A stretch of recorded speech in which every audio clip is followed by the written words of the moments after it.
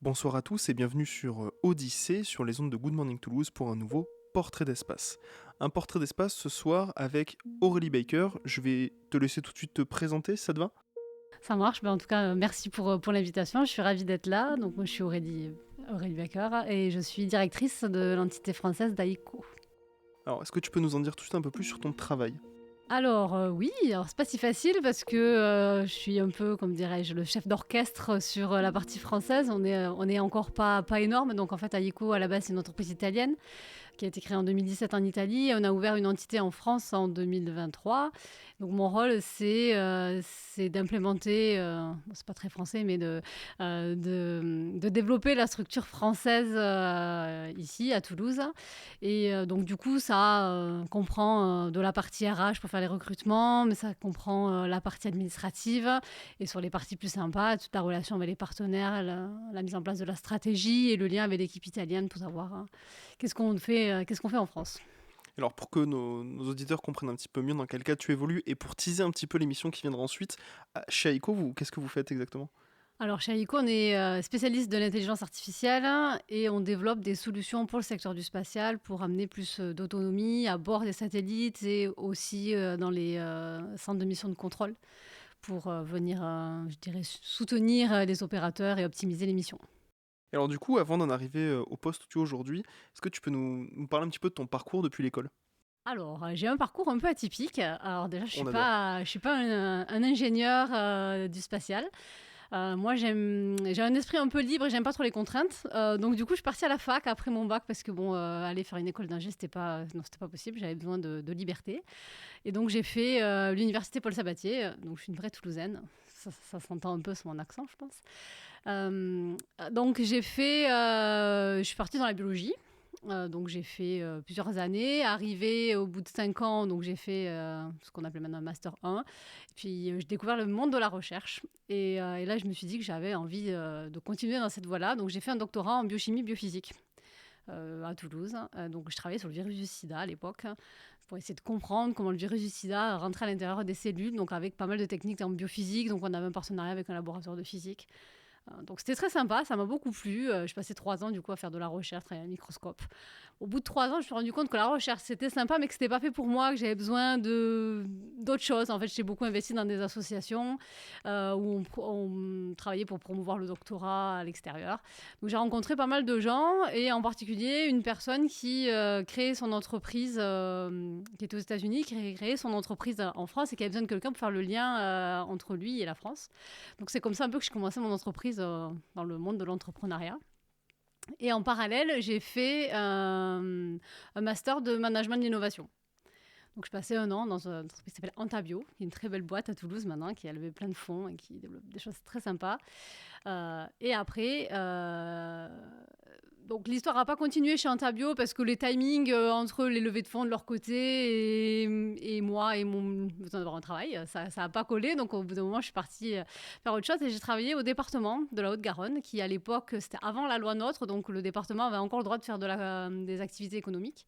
Donc ils avaient un incubateur et donc je travaillais avec les entreprises dans l'incubateur et je gérais tous les programmes scientifiques pour le département, pour les financements, etc. Et de là, j'ai fini par rencontrer le pôle Aerospace Valley, et en particulier Philippe Latte, donc les gens du secteur spatial connaissent tous, qui m'a donné ma chance et qui m'a demandé de venir, donc quand j'étais encore chez Théogone, de venir travailler avec eux pour monter ce qu'on appelle les ABIC Sud France. Donc c'est l'incubateur qui est financé par le CNES et l'ESA et qui accompagne toutes les startups du spatial dans le sud de la France. Donc c'est comme ça qu'a commencé mon aventure plus sur le secteur spatial. De là, j'ai fait pas mal de choses chez Aerospace Valley. J'ai travaillé avec le CNES et l'ESA sur le lancement d'un hackathon qui s'appelle Actin Space. Je fais les projets européens. Je fais la gestion des ABIC. Et de fil en aiguille, j'ai travaillé avec la métropole pour attirer des startups à Toulouse. Et j'ai rencontré AICO. Et donc, ils sont venus à Toulouse et moi, je suis partie avec eux. Voilà pour la petite histoire en version rapide. Ah, mais c'est un parcours hyper riche finalement, hyper diversifié. C'est très intéressant, d'autant pour montrer que le spatial est accessible par plein de voies. Et alors, du coup, le spatial, pour toi, tu y es rentré, on va dire, un peu plus tard. C'était pas à la sortie d'études ou pendant. Est-ce que c'est devenu ou est-ce que ça a toujours été une passion ou pas? Tu peux dire non, il n'y a pas de souci. Et si oui, comment ça serait devenu? Alors, je dirais pas que j'ai toujours été une grande passionnée du spatial. J'ai toujours été passionnée de science et d'innovation depuis petit. Donc, c'est des choses que j'aimais bien. Mais je me suis pas. J'étais pas en train de rêver de travailler dans le spatial quand je serais grande. Mais c'est vrai que quand je commençais à mettre le pied dans le secteur et découvrir tout ce que faisaient les entreprises, surtout quand je démarrais dans le secteur du spatial, c'était vraiment la mode des applications et de tout ce que le secteur du spatial pouvait apporter à la vie quotidienne. Et je trouvais ça vraiment exceptionnel de se rendre compte, en fait, tout ce qu'on peut faire avec un satellite, comment on peut améliorer la vie des gens, tout ce qui est agriculture, santé, tout ce qui est transfert de technologie, tout ce que fait le CNES. Donc c'est vrai que c'est devenu un secteur qui du coup, maintenant me passionne énormément.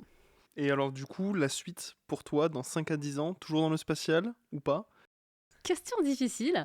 Donc, je dirais que dans 5 ans, je pense que dans 5 ans, je serai encore chez Alico, en tout cas j'espère, parce que l'histoire, on démarre juste côté France, même côté Italie, on a les premiers produits vraiment finalisés qui sont en train de sortir, on a plein de choses qui vont arriver, on est en train de développer des projets sur tout ce qui est manœuvre autonome côté France qui sont très sympas.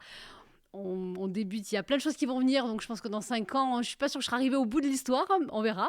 Après, plus loin, je ne sais pas, 10 ans dans le secteur spatial, c'est un peu difficile de se projeter, il y a tellement de choses, ça évolue tellement.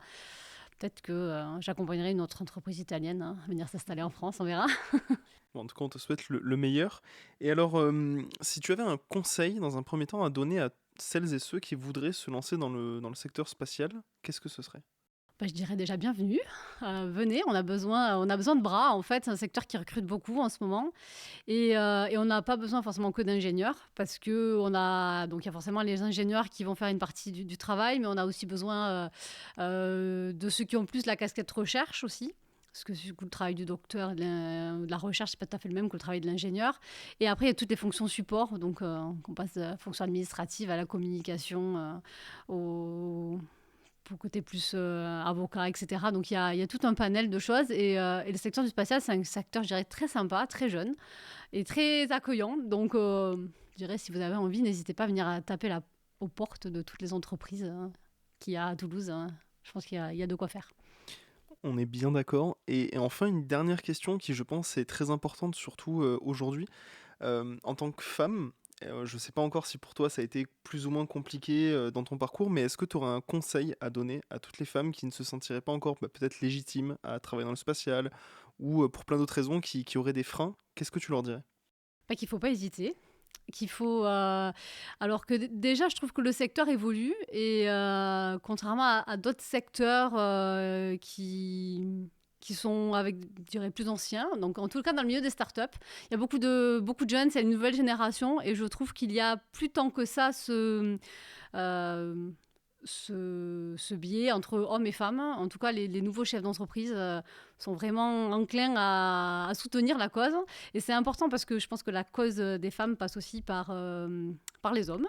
C'est important que les hommes prennent en charge ça et en aient conscience parce que le changement vient aussi de ce côté-là. Donc, messieurs, si vous nous écoutez, n'hésitez pas de prendre votre part à l'histoire.